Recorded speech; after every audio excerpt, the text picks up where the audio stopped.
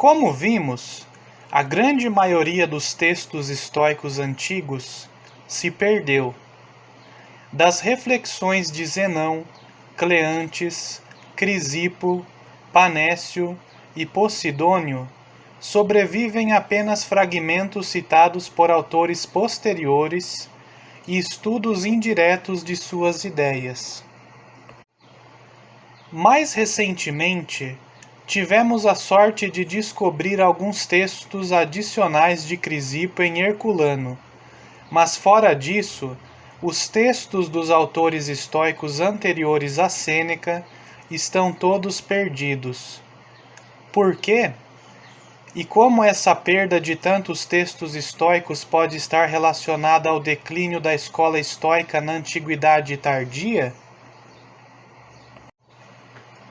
Tradicionalmente associa-se o declínio da fortuna do estoicismo a partir de aproximadamente 200 anos da Era Comum, com o aumento da popularidade do neoplatonismo, cujo fundador, Plotino, nasceu em 205 da Era Comum. Contudo, essa explicação não é totalmente satisfatória. Não é óbvio por que alguém filosoficamente atraído pelo materialismo iminente do estoicismo seria igualmente atraído pela metafísica sobrenatural do neoplatonismo apenas porque este último ganhava popularidade. Em vez de buscar uma razão externa, como a concorrência de outra escola, talvez valha a pena considerar uma causa interna ao estoicismo. Uma possível causa pode ser encontrada em Epiteto. Epiteto é citado por diversos autores do século II como o estoico mais ilustre da época.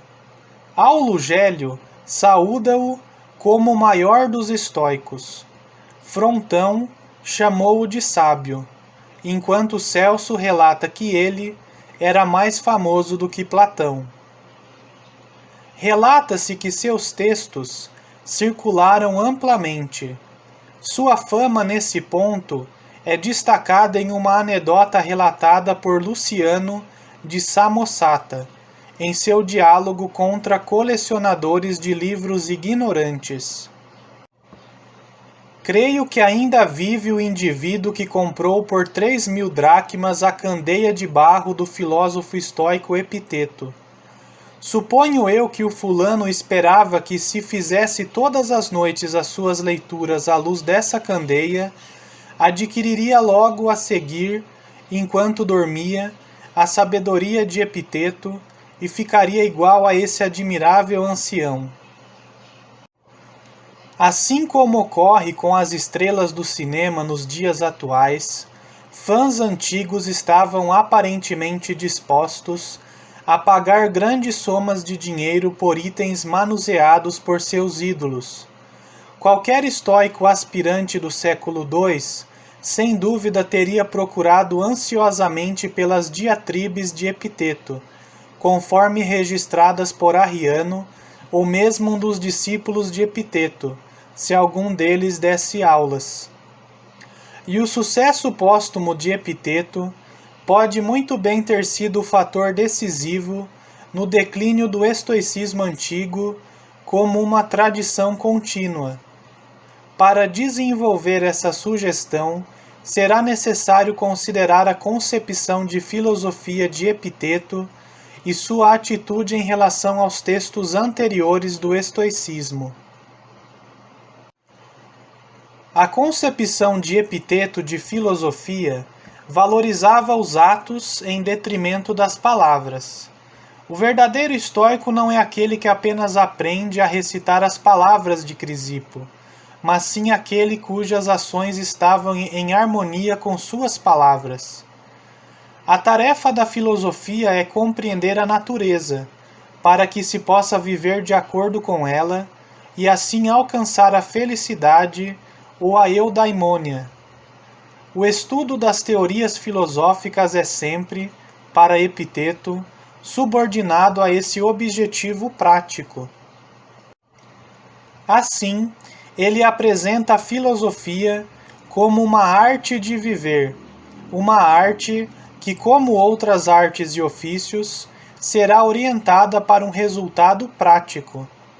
E como em outras artes e ofícios, será necessário não apenas aprender os princípios subjacentes à arte de viver, mas também praticar ou exercitar-se para aprender a pôr esses princípios em prática. Ele diz: depois de ter assimilado esses princípios, mostre-nos alguma mudança resultante no comando da sua alma, assim como os atletas exibem seus ombros como resultado dos exercícios e da alimentação, e como aqueles que dominaram as artes podem mostrar os resultados de seu aprendizado. O construtor não se apresenta e diz: ouça-me discorrer acerca da arte da construção. Em vez disso, fecha negócio para a construção de uma casa, constrói-a e assim prova que sabe a arte. O filósofo deve fazer exatamente a mesma coisa, sugeria Epiteto, e exibir suas habilidades não em palavras elegantes, mas em ações nobres. Não deveria surpreender, portanto, que Epiteto demonstrasse uma atitude bastante ambivalente em relação aos textos de sua escola.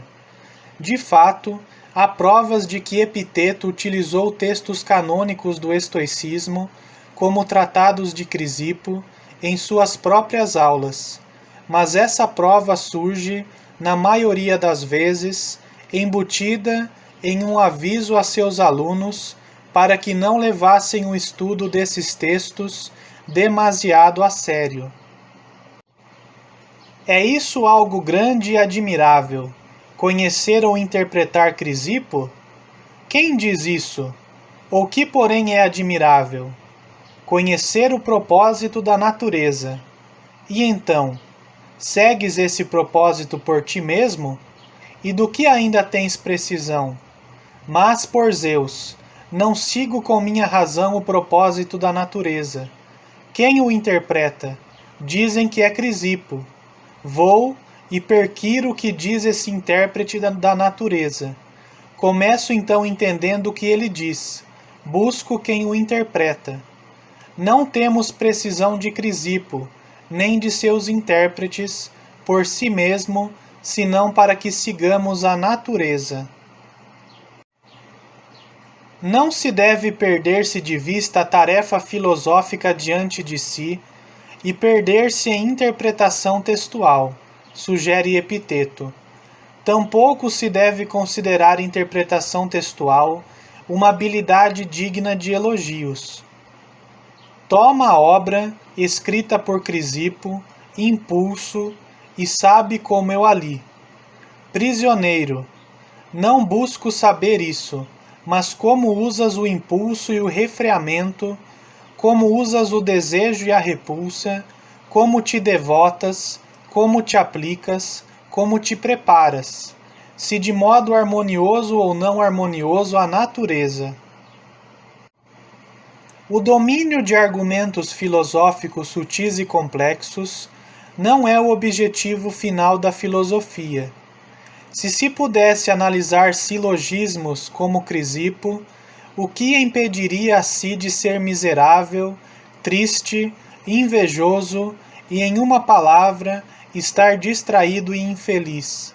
Nada.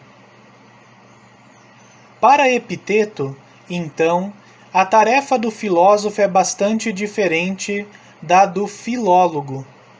O estudante bem-sucedido de filosofia não perderá tempo na análise de textos. Em vez disso, concentrará sua atenção em transformar a parte governante de sua alma de acordo com os princípios filosóficos que aprendeu. Claro, o estudante estudará textos filosóficos, mas apenas como meio para um fim. Os livros são assim sinais ou mapas que nos direcionam para onde queremos ir. O viajante que passa todo o seu tempo a analisar mapas e nunca vai a lugar algum, fracassou como viajante. O filósofo que passa todo o seu tempo a analisar textos e nunca põe seu conteúdo em prática é igualmente um fracasso.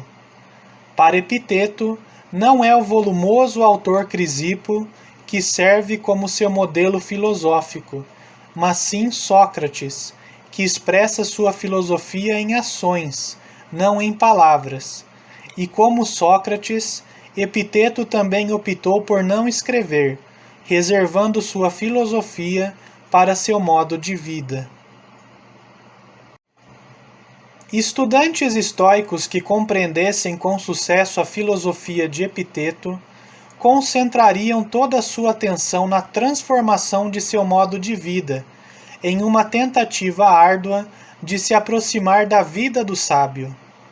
Como Epiteto, aspirariam a ser como Diógenes, o cínico, e acima de tudo como Sócrates. Mas o que não fariam é engajar-se em estudos filológicos de textos de sua escola, ou escrever comentários a eles. É essa atitude ambivalente em relação aos estudos textuais e à produção de comentários, bastante diferente da dos platônicos e aristotélicos do mesmo período, que pode ser uma das razões para o declínio rápido do estoicismo e para a perda de tantos textos estoicos antigos. Basta apenas uma ou duas gerações de estudantes darem pouca ou nenhuma atenção à preservação dos textos de sua corrente de pensamento para tornar literalmente impossível às gerações subsequentes de potenciais estoicos a estudar o estoicismo. Esta atitude ambivalente em relação aos textos certamente não marcou toda a tradição estoica.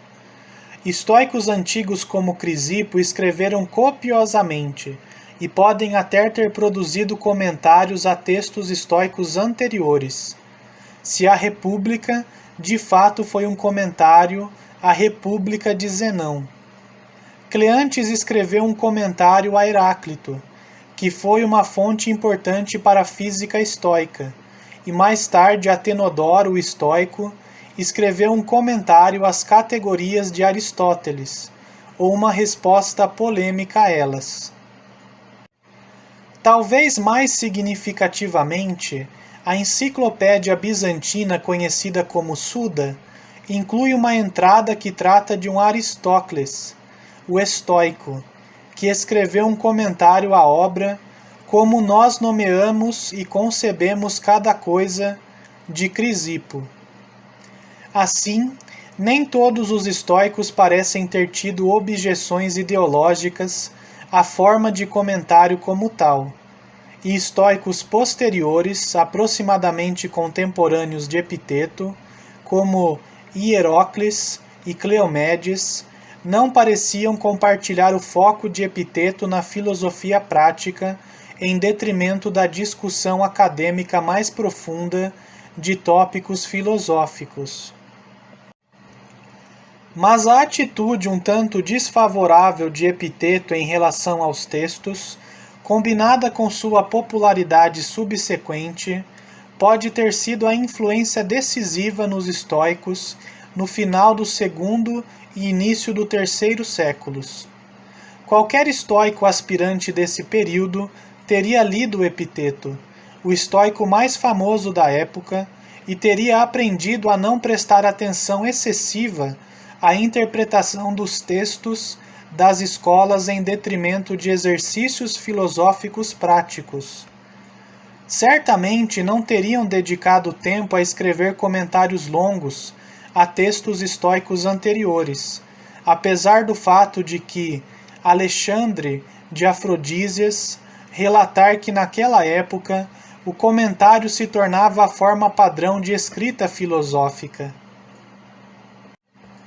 O sucesso de Epiteto no segundo século, ou para ser mais preciso, o sucesso do registro literário das palestras de Epiteto, feito por Arriano, pode muito bem ter contribuído para a trágica perda de tantos textos estoicos antigos e o então inevitável declínio do estoicismo.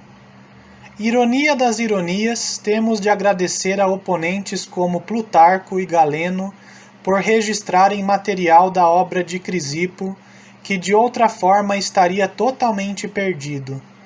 Ainda mais ironicamente, parece que devemos culpar, pelo menos em parte, Epiteto, mas igualmente Arriano, pelo declínio da sorte do estoicismo e pela perda de tantos textos estoicos.